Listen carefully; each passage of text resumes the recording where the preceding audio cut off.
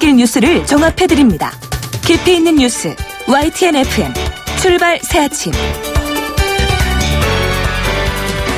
신율의 출발 새아침 3부 순서 시작합니다. 오늘은 마스크를 준비해야 한다는 예보가 있죠. 미세먼지가 상당할 것이기 때문인데요. 호흡기가 약한 분들 아니면 노약자분들은 외출을 굳이 해야 한다면 마스크 준비가 필요하다는 겁니다. 그런데요, 이 미세먼지만큼이나 우리 건강에 치명적인 것 바로 스트레스라는 생각인데요. 미세먼지는 마스크로 어느 정도 막을 수 있다고는 하지만 스트레스는 막을 수 있는 방법이 사실상 없습니다. 그래서 우리 마음을 잘 다스리면 스트레스의 공격에 최대한 좀 방어막을 칠 수 있지 않을까라는 생각이 듭니다. 오늘도 스트레스를 막을 수 있는 자기 최면 한번 걸어보시죠. 신율의 출발 새아침 3부 순서 먼저 광고부터 듣겠습니다. 아유, 세 단계 종이 또 걸렸어? 정말 제본 하나 하려다가 미치겠네. 내가 진작 현대오피스로 바꾸라니까. 오늘 다 날 셀 거야. 이제 스트레스 받지 마세요. 사무기기 전문기업 현대오피스가 책임지겠습니다. 사무기기의 올바른 기준 현대오피스. 온도와 습도를 항상 일정하게 유지시켜주는 항온항습기 전문기업 AR. 전산센터, 반도체 공장, 미술관, 박물관, 귀중품 보관실을 30년 축적된 기술로 AR이 지켜드립니다. 24시간 확실한 서비스 보장 031-497-0561. 자, 따라해보세요. 이카운트 ERP 4만원. 회계 관리, 이카운트 ERP 4만원. 재고 관리, 이카운트 ERP 4만원. 생산 관리, 사업 성공 함께해요. 이카운트 카운트 ERP의 모든 기능을 월 4만원에 드립니다. 이카운트 가입비 부가세 별도. 사장님, 성악가 김동규 씨네 집 바닥재 좋던데 우리 집도 똑같은 걸로 해줘요. 요즘 떠오르는 바닥재 스타 강마루. 스타일 좋고 습기 열 긁힘에 강하니까 오래 사용하려면. 그래서 스타 강마루로 하는구나. 성악가 김동규입니다. 강마루 스타는 스타 강마루. 스타 강마루. 포토라인이 아닙니다. 포토전 탈취장치. 19년 오직 한 길. 포토전 탈취장치 명품만을 고집해온 센텍. 대표이사 권용석입니다. 하수관 악취, 공장 유해 악취, 이제 포토존에 맡겨주세요. 대표이사가 보증합니다. 센텍. 센데 1544-8785. 거라 이 세상에서 누가 제일 예쁘니? 2588 박서연. 어머, 내가? 하긴 고객님들이 대리운전 부르면서 예쁜 소연이 목소리 듣고 집에 가야지 라고들 하셔. 너 잘났다 너 잘났어 2588 꽃보다 박소연 2588.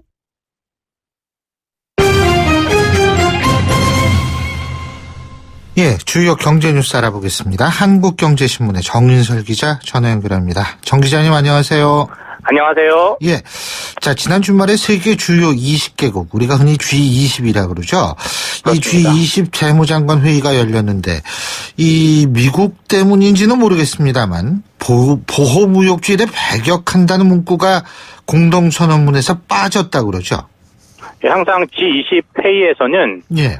자유무역을 얘기했습니다. 아니면 최소한 보호무역주의를 배격한다 이런 얘기를 했었는데 예. 실제로 2015년, 2016년 1년에 서너 차례 열린 회의에서도 모두 하나같이 보호무역주의는 안 된다 이런 문구를 넣었었는데 예. 이번 회의에선 이런 문구가 없었습니다. 다 예상하시는 것처럼 미국의 반대 때문이고 트럼프 눈치를 안 볼 수가 없는 거죠. 그래서 그나마 미국 눈치를 덜 보는 프랑스나 호주가 처음에 보호무역 반대 의견을 넣자 초안에 얘기를 했었는데 사람들 다들 다른 나라 국가들이 뜨뜻미지근한 반응을 보였겠죠. 당연히 그리고 스티븐 무누신 미 재무장관이 계속 레이저를 쐈을 거고요. 네.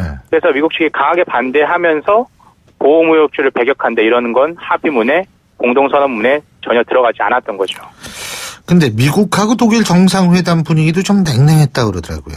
그렇습니다. 지난 17일 워싱턴 DC에서 우리 시간 18일 날 열렸는데 세계에서 지금 제일 강한 남성이라고 하면 뭐 당연히 트럼프 아니면 뭐 푸틴 대통령 꼽을 텐데 여성 지도자라면 당연히 단연코 이 독일의 메르켈 총리를 꼽을 겁니다. 근데 두 사람이 만났는데 악수도 안 했다는 거죠. 트럼프 대통령이 거절을 했고요. 기자들이 보통 사진 찍으면 악수하는 장면을 다들 그렇죠. 찍잖아요. 정상회담 같은 경우. 한번 이 장면을 연출해달라고 하는데 트럼프 대통령은 들은 척도 안 하고 그냥 먼 산만 보고 있었다는 거잖아요. 일본 아베 총리나 영국의 메이 총리 때는 강하게 손을 잡은 것하고 완전히 대조적인 모습이었고요.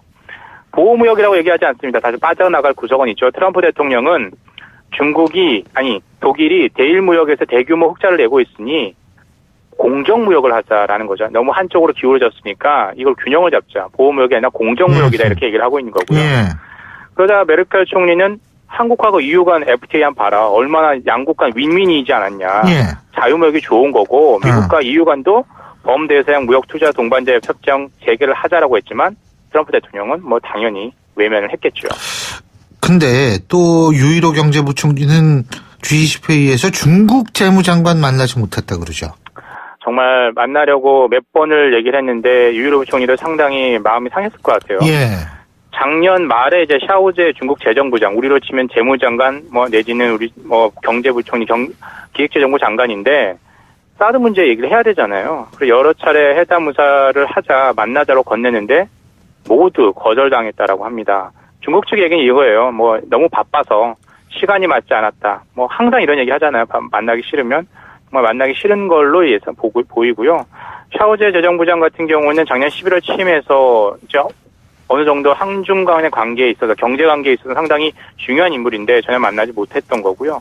중국은 계속해서 이런 사드 보복을 하고 있죠. 롯데마트 10곳 중 8곳이 지금 사실상 영업을 못하고 있는 상황이고 중국인의 한국 여행 금지가 전면 중단된 걸 이래저래 풀어보려고 했지만 일단은 현재로서는 수포로 돌아간 것으로 보입니다.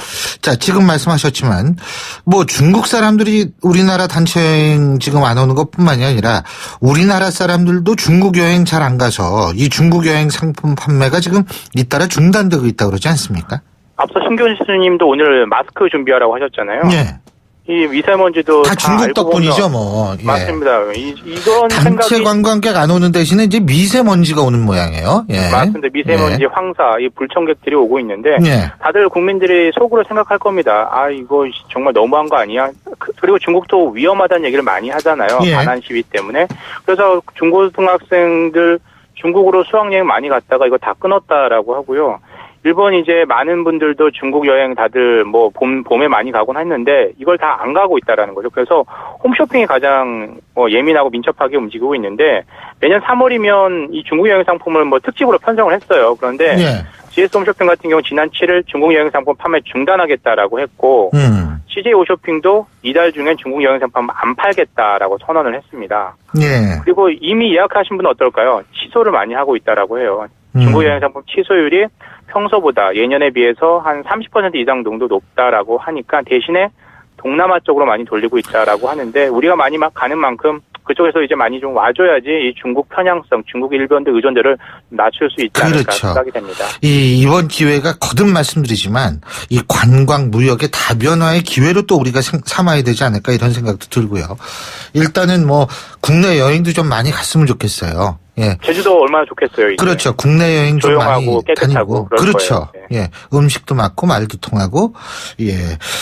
자, 네이버나 다음 카카오 같은 포털 업체들 지금 엔터테인먼트 사업을 확장하고 있다 그러죠? 네이버는 이미 YG 엔터테인먼트에 얼마 전에 1,000억 원을 투자하겠다라고 선언을 했죠. 네이버 TV 내지는 네이버의 브이라이브 사업 같은 걸 하는데 이게 유튜브나 페이스북에서 많이 하는 동영상 서비스인데 그 동영상 서비스 하려면 그 콘텐츠가 필요하잖아요. 근데 일반 사람들이 유튜브는 많이 올리는데 네이버에는 그 정도 많이 안 올리니까 이런 콘텐츠를 확보하는 게 급선무입니다. 그래서 K-팝이나 한류 스타 관련 동영상을 많이 가지고 있는 데가 어디죠? 연예 기획사들이잖아요. 그렇죠. 그러니까 YG 엔터테인먼트하고 제휴를 하는 거고요. 이제 네이버뿐만이 아닙니다. 다음 카카오 같은 경우는 작년에 이미 국내 1위 음원 사이트죠. 멜론. 그리고 연예 기획사를 보유한 로엔이 엔터테인먼트를 직접 인수를 했습니다. 거의 2조 원 가까운 돈. 정확히 1조 8,700억 원을 주고 인수를 했는데 이만큼 지금 한류 관련해서 엔터테인먼트 관련해서 콘텐츠 관련 회사들이 주가가 올라가고 있다는 거고 뿐만이 아닙니다. 통신사들도 마찬가지입니다. SK도 이런 연예인의 음성이 담긴 AI 스피커를 내놓고 있고요. 한국의 강점이라고 하면 IT하고 이런 한류 콘텐츠인데 이게 잘 결합을 해서 글로벌화 되는데 좀 천병이 됐으면 하는 바람입니다. 알겠습니다. 오늘 말씀 여기까지 듣겠습니다. 고맙습니다. 감사합니다. 지금까지 한국경제신문의 정인설 기자였습니다.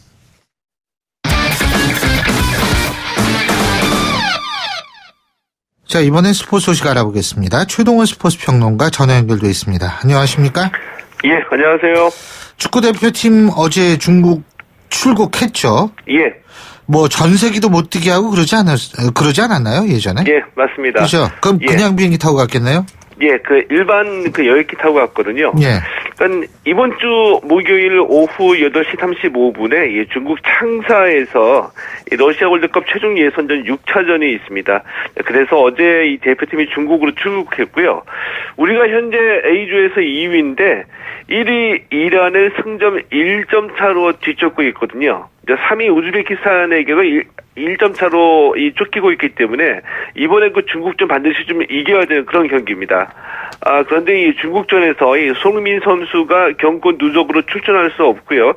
또 이 중앙 수비수 곽태희 선수와 미드필더 이재성 선수가 부상으로 빠진 것이 슈틸리케 감독으로서는 좀 고민이라고 볼 수가 있습니다. 예. 근데 뭐 요새 보니까 중국에 한국 유학생들 많이 가는 헬스장 이런 데서 태극기도 찍고 말이에요. 예. 네? 이런 일들 많이 발생을 하고 있고 이 길거리에 있는 태극기 찍고 이런다고 얘기를 하는데 이런 상황에서 중국이 상당히 거칠게 나올 수도 있겠어요? 이제 그래서 여러 가지 걱정이 좀 많이 들고 있는 거거든요.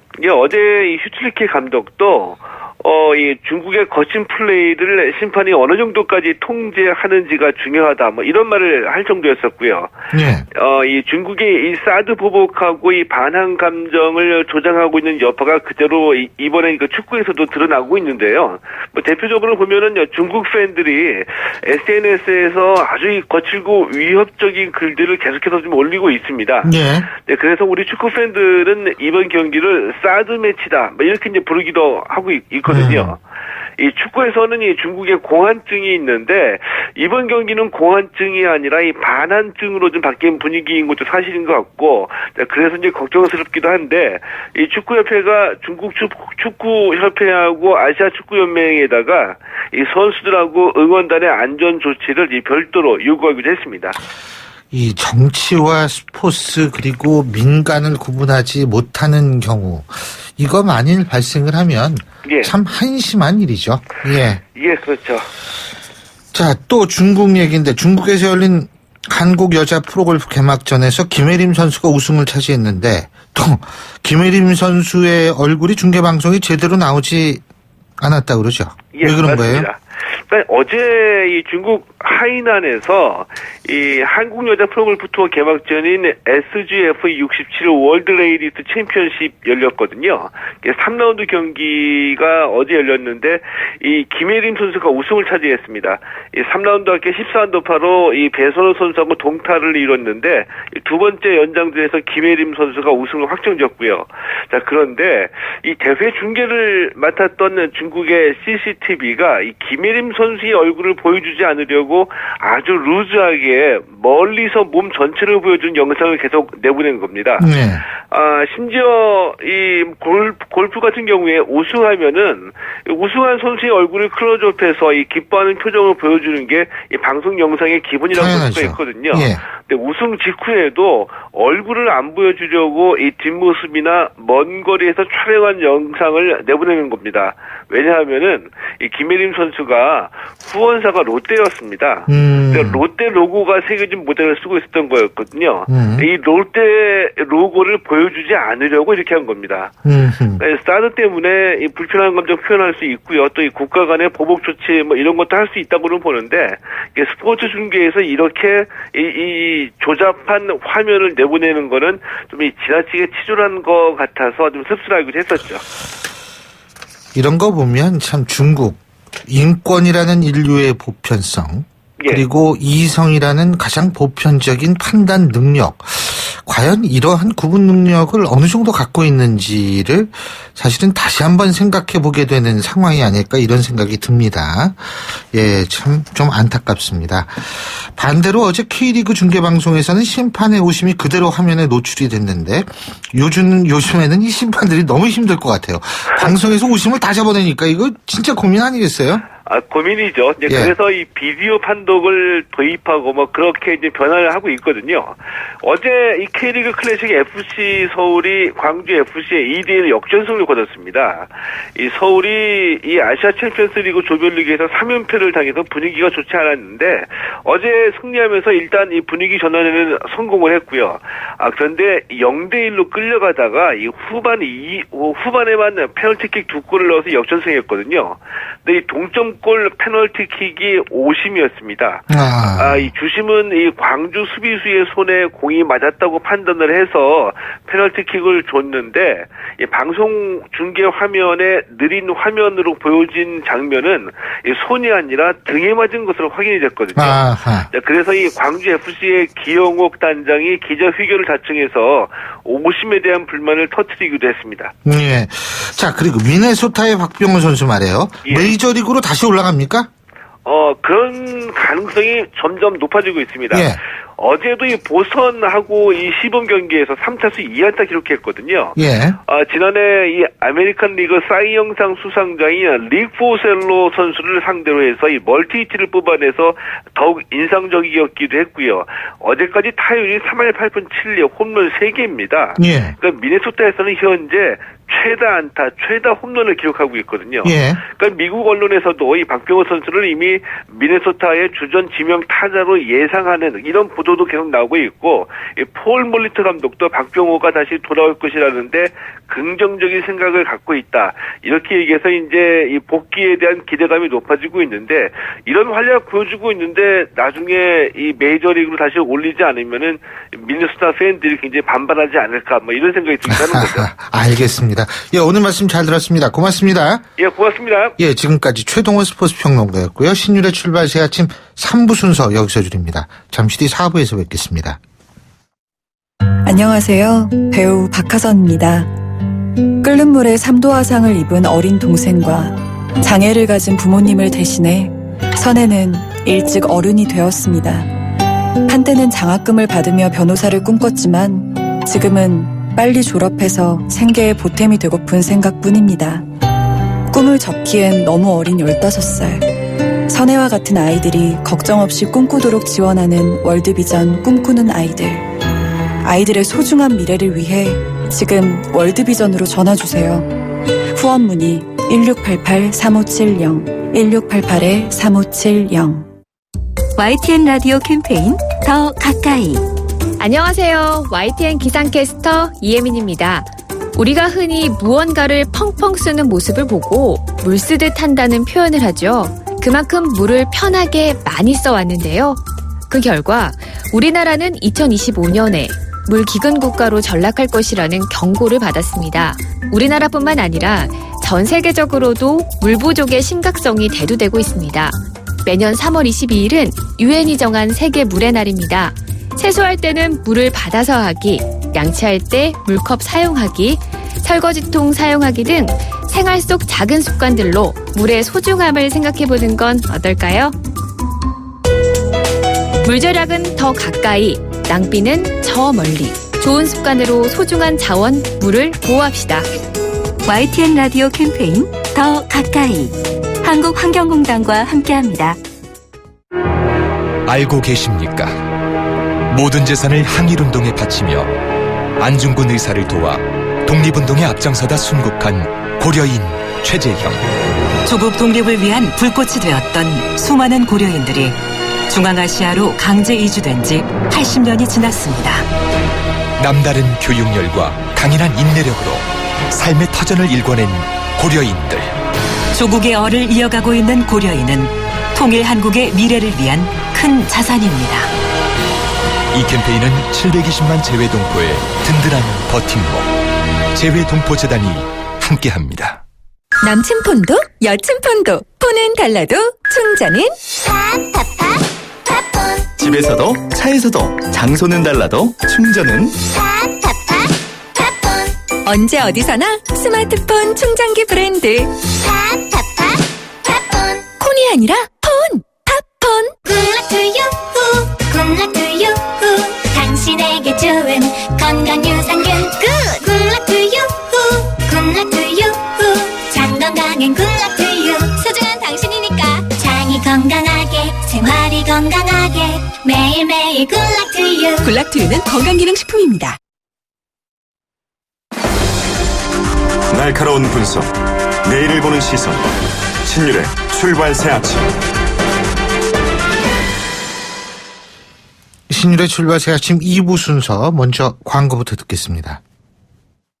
미세먼지 황사 힘드시죠? 콜록콜록 미널 F. 가래에도 미널 F. 목 아파도 맞다, 미널 F. 모두 역시 미널 F. 더 큰 병 되기 전에 기침, 가래, 인후통엔 모두 미널 F. 경남세약. 안녕하세요, 지드래곤입니다. 시시한 건 시작도 안 하는 제가 요즘 뭐하고 지내는지 아세요? 바로 레볼루션. 레볼루션을 한다는 거 그 자체가 레볼루션. Lineage 2 Revolution. 지금 다운로드 받으세요. 12세 이용가. 출발 새 아침에서 드리는 선물 같은 한마디.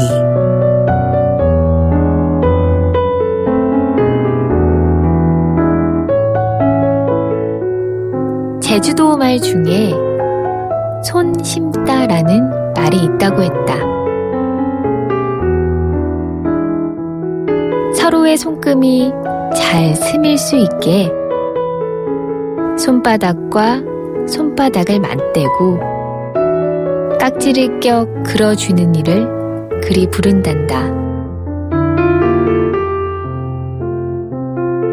그리고 당신은 말했지. 우리도 손을 심고 그곳에서 무엇이 싹틀지 기다려보자고.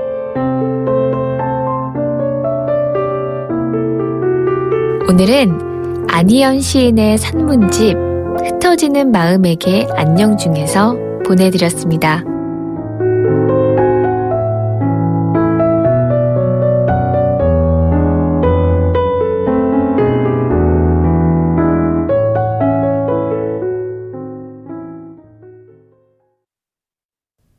YTN 라디오 신율의 출발 새 아침.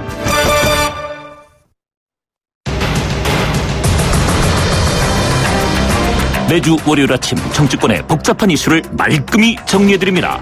출발당 최고위원회의.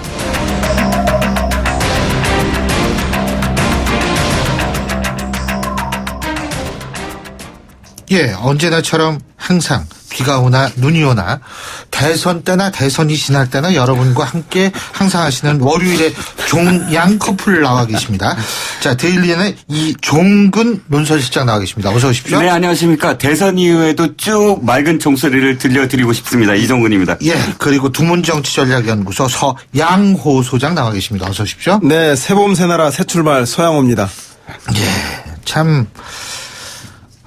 뭐 요새는 할 얘기는 많아요. 네? 할 얘기는 많은데 문제는 이 할 얘기가 얼만큼 우리 청취자 여러분과 많은 유권자들에게 관심을 끌만한 얘기인지는 그거는 좀 다릅니다만 어쨌든 박근혜 전 대통령 내일이면 피의자 신분으로 검찰에 출석을 해서 조사를 받게 되는데 이번이 검찰 출석은 3번째 아니에요?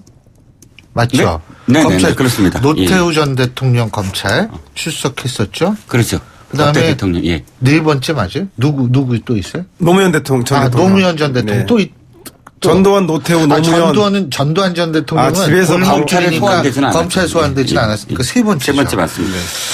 자, 근데 뭐 진실은 반드시 밝혀진다 뭐 이런 얘기도 박근혜 전 대통령 했는데 어떻게 검찰 조사에 성실히 응할까요? 검찰 조사에 성실히 응하겠습니다라는 건 완전히 교과서적인 대답이잖아요. 모든 분들이 근데 그렇게 여태까지 이 얘기는 많이 들어가지고 이게 감흥이 확 와야 되는데 감흥이 별로 안 와요. 임팩트는 별로 없겠죠.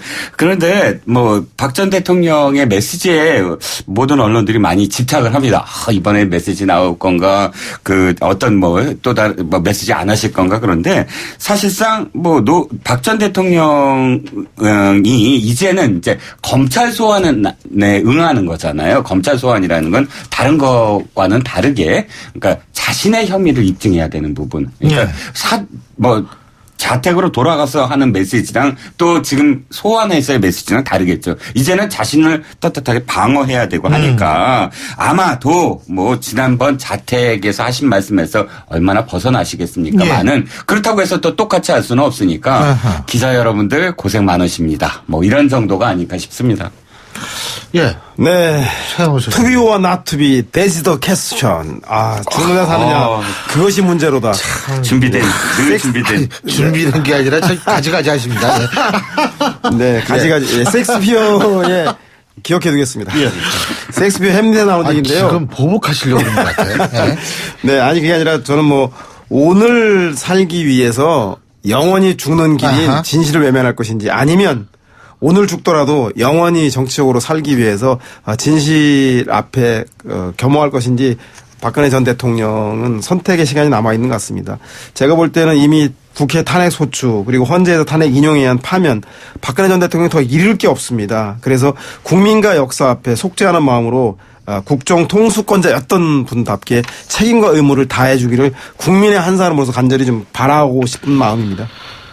근데 이제 이 대질 조사 있지 않습니까? 이게 네네. 뭐 최순실과의 대질 조사도 있지만 이재용 삼성전자 부회장과의 대질 가능성도 있고 대질할 사람 많아요. 안종범 수석이나 안종범 수석이나 정호성 비서관.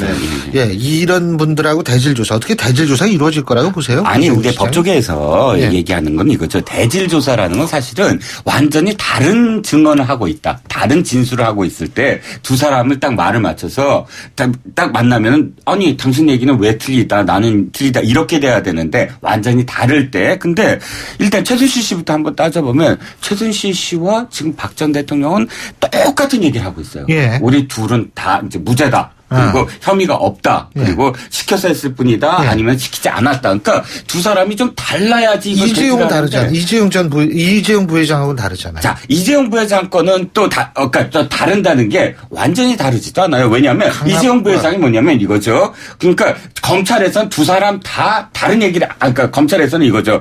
이거를 그러니까 돈을 달라고 했다. 그리고 부정한 청탁을 했다. 이거를 지금 입증해야 되는데. 지금 이재용 부회장도 부정한 청탁하지 않았다. 그리고 강요에 의해서다. 그 부분은 달라요. 그런데 특검이 요구하는 거는 뇌물이잖아요. 예. 강요가 아니고. 그러니까 이재용 부회장은 강요였고 박 대통령은 선에 의해서 당연히 자발적으로 했다 이 얘기인데 지금 초점을 어디에 맞추느냐죠. 강요죄에 맞추면 그게 서로 지금 대질이 되는데 예. 특검은 강요죄가 아니에요. 뇌물죄예요. 그러면 달라고 했고 청탁을 했다예요. 그런데 두 사람 다 그건 부정하고 있죠. 예, 서장님. 네, 제가 볼 때는 박근혜 전 대통령의 경우에 청와대 압수수색도 군사기밀시설이라서 거부하고 그다음에 특검의 대면 조사에 대해서도 녹음 녹화 또 일정 공개 등의 여러 가지 사유로 거부하지 않았습니까? 그래서 지금 현재 많은 국민들에게 박근혜 전 대통령은 진실에 대해서 공개하거나 밝힐 수사나 조사에 성실하게 협조하지 않겠구나라고 하는 강력한 이미지가 형성되어 있습니다. 그래서 그런지 변호인단 통해서 검찰 수사에 성실히 임하겠다라고 얘기했기 때문에 뭐 대질 조사 또한 전 성실히 임할 것 같은데 문제는 검찰에서 전직 대통령의 예우 문제 때문에 용의자와 함께 현장에서 대질 수사하는 것이 어떻겠는가에 대해서 검찰이 오히려 고민하고 있는 것 같고 그래서 나오는 얘기들이 직접 대질 신문하지 않더라도 서울중앙지검의 조사실 10층에 다른 방에 안종범이라든가 최순실 등 관련자들을 불러다 놓고 대통령의 진술에 대해서 바로바로 그 자리에서 확인해 나가는 그런 대질 조사 그런 방식에 대해서도 고민하고 있다 하니까 제가 볼 때는 대통령의 의사이든 검찰의 의지이든 간에 대질 수사를 통해서 실체에 접근할 수 있는 방식이라면 대통령도 검찰도 마다하지 말아야 되겠다는 생각이 듭니다. 내일이죠, 내일 이제. 네, 그렇습니다. 내일 몇 시간 동안 조사를 받고 예전에 노무현 전 대통령은 몇 시간 조사받았죠? 14시간 조사. 14시간이요. 예. 그러면은 내일은 또 어떻게 될지 그거는 저희가 다음 주에 또 자세히 얘기를 할 수 있을 것 같아요. 대선 얘기 좀 해봐야 될 것 같습니다. 자, 지금 어디부터 얘기할까요? 자, 여러분들이 원하시는 정당, 요새 정당도 다양하고 대선 후보는 한 20분 되시기 때문에 원하시는 분부터 그럼 바른정당이 아니라 어디 자유한국당 얘기를 해보죠. 왜냐하면 홍준표 지사. 예? 제일 검색어에 제일 많이 오르내린 예. 순부터.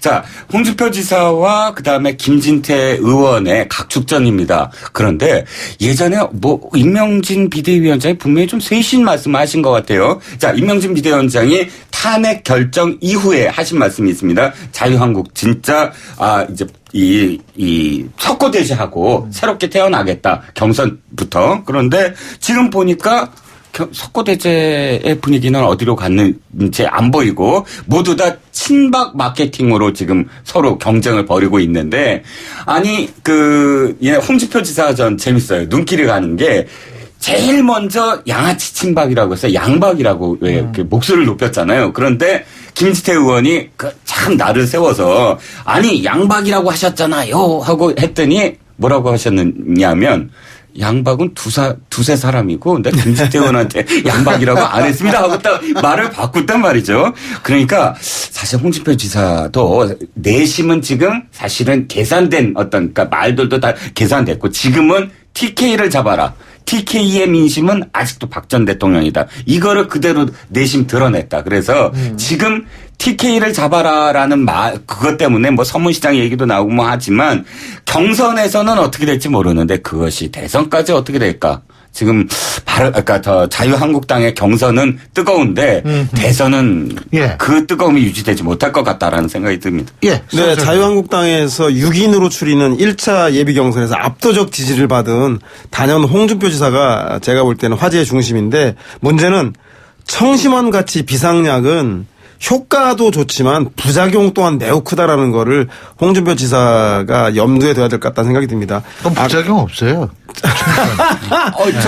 부작용 없습니다. 지금 얘기했던 듯이 비상약을 말한 건데요. 예. 그래서 양박이라고 했던 양아치 친박이라고 했던 발언들 그리고 그 대법원에서 유죄 확정 판결이 나면 노무현 전 대통령처럼 자살을 검토하겠다는 등 이런 극단적인 발언도 서슴지 않은데 그런 것들이 15%의 고정 지지층들을 결집할 수 있지만 보수의 원래 지지층이었던 40%에 대한 25% 합리적 보수층들은 눈살을 찌푸리고 있고 하물며 당선에 필요한 중도층의 외연 확장까지는 너무나 스스로 높은 벽을 차단하는 게 아닌가 생각이 들어서요.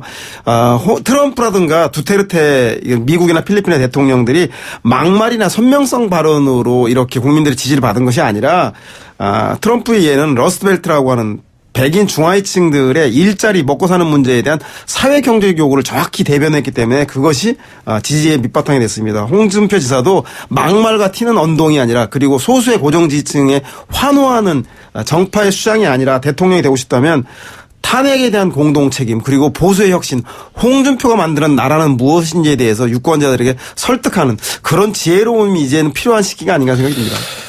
자, 짜잔. 이제 채널을 바꿔봅시다. 더불어민주당 같은 경우에 두 가지를 얘기를 할 겁니다. 문재인 전 대표의 세물이식 어떤 그런 거 하고 또 하나는 뭐냐면 어제 전두환 전 대통령 표창 문제 두 가지 얘기 같은데 표창부터 한번 해볼까요? 자, 표창 문제 뭐 잠깐 설명을 드리면 이 문재인 전 대표가 안보 좀 컴플렉스가 있잖아요. 안보와 관련해서 계속 비난을 받으니까 전가의 보도처럼 내놓는 특전사 경력. 그런데 특전사 경력 저 너무 집착하는 게 아닌가 늘 불안했습니다만 그 불안함이 드디어 이제 좀 터졌어요. 뭐냐면 당시에 이제 전두환 당시 여단장으로부터 표창 받은 걸 자랑을 했습니다. 본의 아니게. 그런데 문제는 당시에 특전사 근무를 했고 당시에 여단장으로부터 표창장을 받은 건 잘못된 게 아니에요. 저는. 잘못됐다고 생각하지 않아요. 그런데 문제는 주겠다는데 안 받을 수도 없죠. 그렇죠. 문제는 이거죠. 문재인 후보 측에서 이미 오래전에 이 부분과 관련해서 가짜 뉴스라고 부인을 했거든요. 그러니까 전두환 여단장으로부터 표창 받은 것. 그 부분은 뭐냐면 광주 민주항쟁 이후에 그 공로를 받았다 이런 식의 가짜 뉴스가 돌아서 그게 아니라고 부인을 했다는 것이 그러면 문재인 대표 측의 주장입니다. 옳습니다. 그 지적이라면 가짜 뉴스라고 판명을 했을 때 확실하게 부분적으로 얘기를 해야 된다. 그러니까 그 부분은 사실이 아니다. 물론 그 전제는 뭐냐면 전두환 여단장으로부터 표창을 받았다. 그러나 그것이 광주 민주화운동의 특전사로 참여해서 받은 표창은 아니다. 그러므로 이건 잘못됐다. 이렇게 표현을 해야 되는데 그 문장을 한번 보면 오해의 여지가 있어요. 아예 전두환 전 대통령부터 전두환 여단장으로부터 표창을 받는 게 사실이 아니다. 가짜 뉴스다라고 오해를 받을 만한 그런 상황이었거든요. 그렇기 때문에 앞뒤가 안 맞는다. 그렇게 가짜뉴스라고 얘기했으면 또 어저께는 왜 그걸 또 자랑을 했느냐. 그 부분만 아니더라도 아니 그러면 또 어저께도 정확하게 표현을 해야지. 양쪽, 그러니까 지금 일관성이 없다. 메시지 일관성이 없다라는 오해를 사기에 충분했다라고 저는 생각을 합니다. 네, 군복무, 그것도 특전사 복무하는 건 아무리 강조해도 제가 볼 때는 국군을 통수권자로서 대통령의 역할을 하려고 하는 사람에게 지나침이 없고요. 오히려 군대도 갔다 오지 않은 사람들이 건빵 맛이 예전 그대로라는 둥 보온병을 보고 탐피라고 하는 그런 해프닝보다는 저는 전두환 전 대통령 표창에 관한 거예요. 그래서 그런 것보다 훨씬 나은데요. 문제는 이제 아마 군사정권 시절에 있는 지휘관들도 인정할 정도로 열심히 군 생활에 있다는 걸 강조하기 위한 건데 문제는 이것이 광주 민심과 정면으로 배치된다고 하는 겁니다. 5.18을 겪은 광주 분들에겐 전두환의 전자만 들어도 자라보고 놀란 것은 소뚜껑 보고 놀란다고 바로 그 사람은 통수권자가 아니라 광주 시민들에게 무고하게 학살자로 아직도 인정되어 있는데 그 광주 그 야권의 심장부인 광주의 지지를 받으려고 하는 광주 호남의 지지를 받으려고 하는 문재인 전 대표로서는 곤혹스럽게 짝이 없는 것 같고 이 문제에 대해서는 제가 볼 때는 다른 말 필요 없고 전두환 정권으로부터 표창을 받았다는 것에 대해서는 사과와 정확한 해명이 좀 필요한 게 아닌가 생각이 듭니다.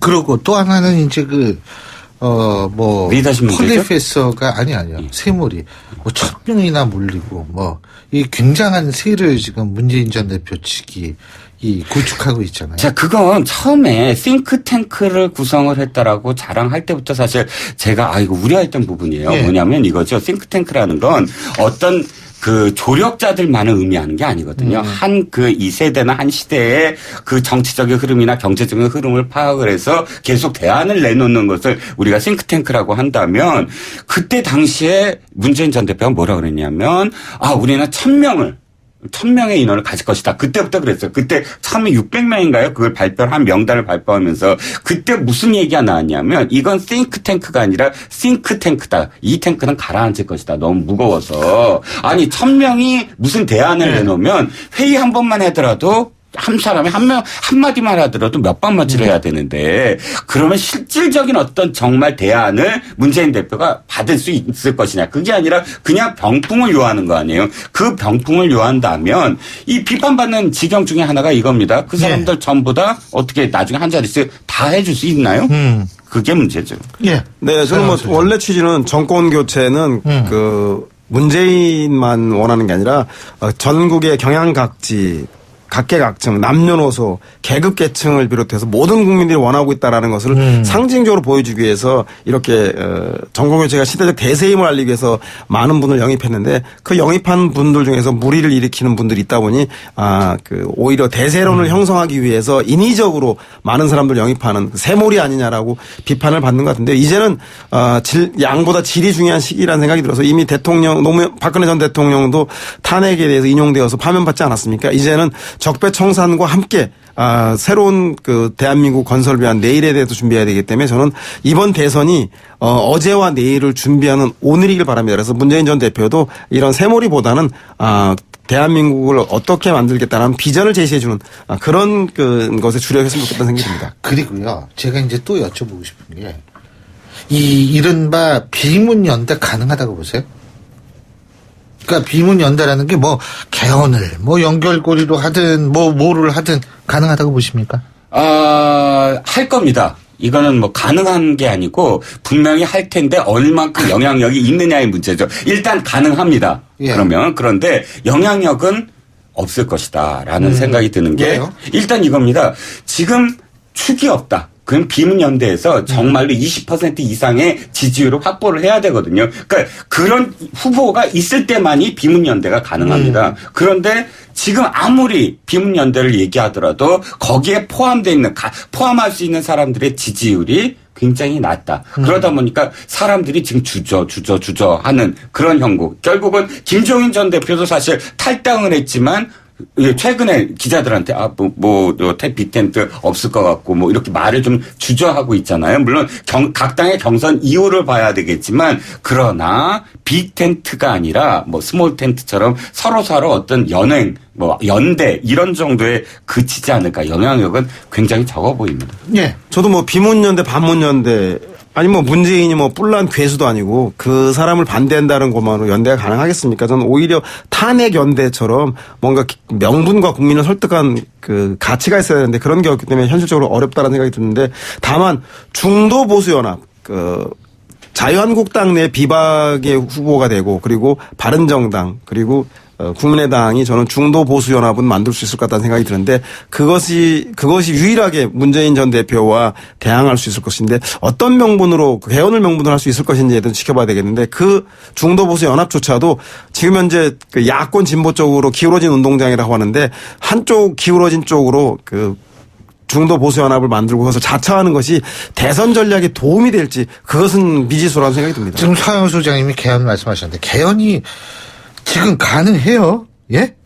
이거 어떻게 보세요? 개헌 이슈가 아니 개헌과 대선을 동시 투표하자 이거 제가 볼 때 그거는 좀 개헌을 이 전제로 한 임기 단축은 공약은 가능할지 그렇죠. 저는 그 세 정당이 한 게 그걸 가능해서 한 게 아니라 사실은 개헌을 불을 붙이고자 했던 것 같아요. 그래서 실제로 문재인 전 대표가 바로 반응이 나왔고 그 반응 속에서 그것이 좀 더 이 공론화되는 과정 그걸 노리고 세 당이 얘기했다라고 생각은 하는데 공론화 과정에서 워낙에 다른 이슈들이 또 계속 터지면서 사실상 그 공론화가 지금 주춤하고 있어요. 그러니까 사실, 임기 단축할 수 있다. 나는 임기 단축할 수 있다. 이런 식으로 서로 이렇게 밝히면서 사실 개헌 대 반개헌 이 구도가 돼야 되는데 구도가 형성이 안 되고 있어요. 그 이유는 사실상 이 시기적으로도 시기가 너무 짧다. 대선 이슈가 대선이 너무 짧기 때문에 지금 각 당의 경선에서 개헌 이슈가 없잖아요. 그렇죠. 네, 권력 분점에 배고픈 국회의원들에게는 큰 요구인데 제가 볼 때 국민들에게 대선과 개헌 두 가지 동시 소화라는 건 소화불량 걸리기 쉽기 때문에 국민들이 설득하고 명분이 별로 없는 것 같아요. 그래서 아마 대선 과정을 통해서 개헌에 대한 필요성과 시기에 대해서 사회적 합의를 하고 그리고 새로운 정권이 들어서면 저는 안정적으로 개헌을 추진해 나가는 것이 훨씬 더 명분과 시기적으로 타당한 게 아닌가 생각이 들어서 대선과 함께 치르는 개헌은 그야말로 의도를 가지고 있는 정치적인 공세가 아닌가 생각이 듭니다. 그러고요. 사실 물리적으로 그게 좀 힘든 게 발의를 해야죠. 과반 이상. 그죠? 20일 공고 기간이 있으니까. 그죠? 나머지 60일. 거기다가 이제 또 거기에다 3분의 2 하고 국민투표하고 이게 지금 며칠 남았는데 그래서 이제 이거는 개헌을 전제로 한 임기 단축 정도로 우리가 이해를 해야 되는 거 아닌가? 예, 오늘 도움 말씀 여기까지 듣겠습니다. 고맙습니다. 네, 감사합니다. 네, 감사합니다. 예, 지금까지 데일리안의 이종건 논설실장, 도문정치전략연구소 서영호 소장 두 분과 함께했고요. 신율의 출발 새 아침 월요일 순서는 여기서 줄이겠습니다. 전 내일 아침 화요일 아침 7시 15분에 다시 오죠. 신율이었습니다. 고맙습니다.